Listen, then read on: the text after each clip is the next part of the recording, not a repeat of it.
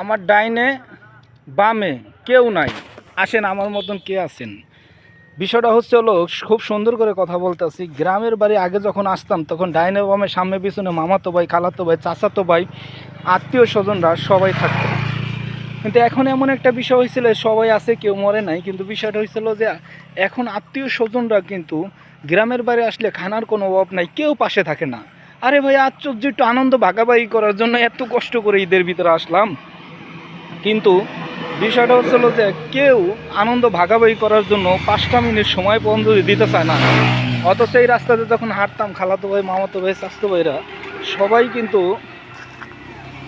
হাঁটার জন্য চেষ্টা করতো এবং কি আইসা কোলাকুলি করতো, মোলাকাত করতো, টাকা পয়সা সবাই সমান সমান খরচ করতো, সবাই আনন্দ করতাম, একটা ফিলিংস থাকতো অন্যরকম। কিন্তু এখন এমন একটা বিষয় হয়েছে হলো যে সবারই টাকা পয়সা হয়ে গেছে, কিন্তু বিয়ে শাদী করছে, কেউ বিদেশ আছে, কিন্তু বিষয়টা হচ্ছে হলো যে কেউ কারো মূল্যায়ন করতে চাইতেছে না। যারা শহরে থেকে গ্রামে বাড়ি আইছেন, আমার মতন দুঃখী যারা, তারা অবশ্যই ভিডিওটা লাইক কমেন্ট করে শেয়ার করে দিবেন।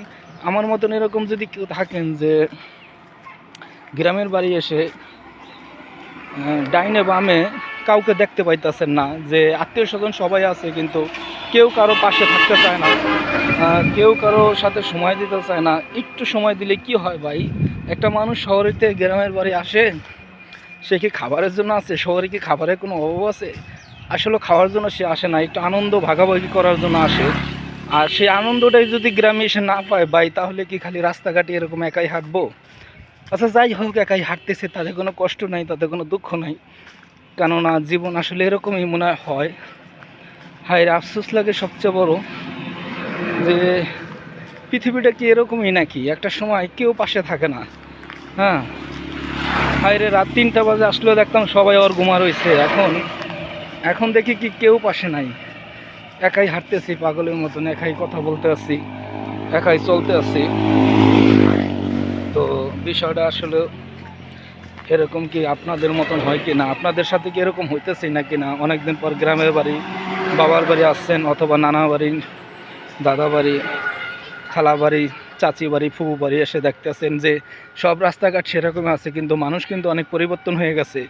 কেন যে মানুষ এতটা পরিবর্তন হয়ে গেল সেটা আসলে বুঝতে পারলাম না। যে মানুষ কি, এখন তো মানুষ অভাবী না, আগে অভাবী ছিল কিন্তু অন্তর ছিল অনেক বড়।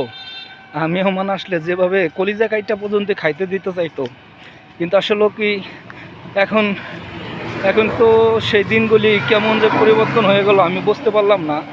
মানুষ এত তাড়াতাড়ি কেমনে পরিবর্তন হয়ে যায় ভাই, আমার ভাষায় প্রকাশ আসে না।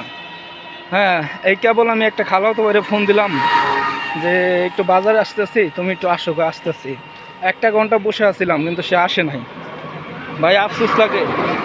আর আমরা ঢাকা শহরে যখন থাকি, গ্রামে একজন লোক আসলে পাগল হয়ে যায়, তারে কীভাবে আপ্যায়ন করব, কীভাবে ভালোবাসা দেব।